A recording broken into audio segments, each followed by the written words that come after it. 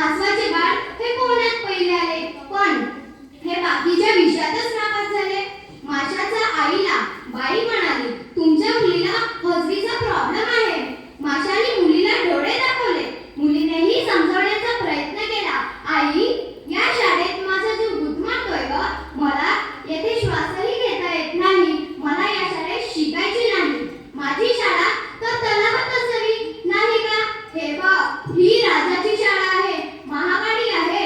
तुला तलावाच्या शाळेत पाठवून माझा अपमान होईल. समाजात माझा काहीसा मान आहे, तो तू जग आणि नवीन शाळेतच तुला शिकावे लागेल असं म्हटलं.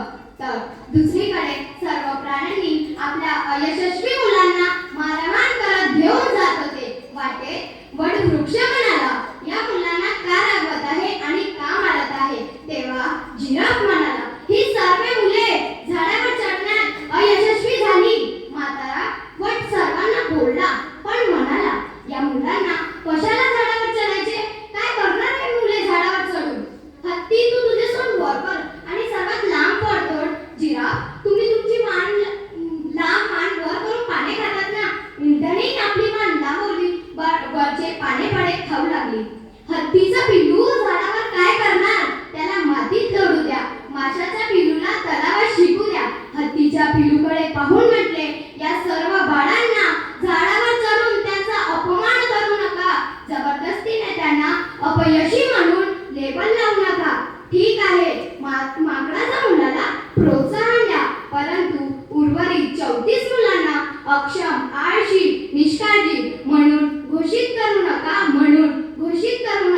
मासे झाडावर चढू शकणार नाही, परंतु एक दिवस तो संपूर्ण समुद्र मोजेल. तसेच बाकीचे मुलेही आपल्या आवडत्या निपुण असलेल्या क्षेत्रात एक दिवस मात्र अव्वल असतील.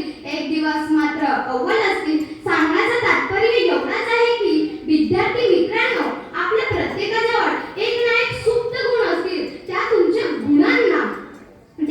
गुणांना नवीन शैक्षणिक धोरणामध्ये संधी मिळणार आहे.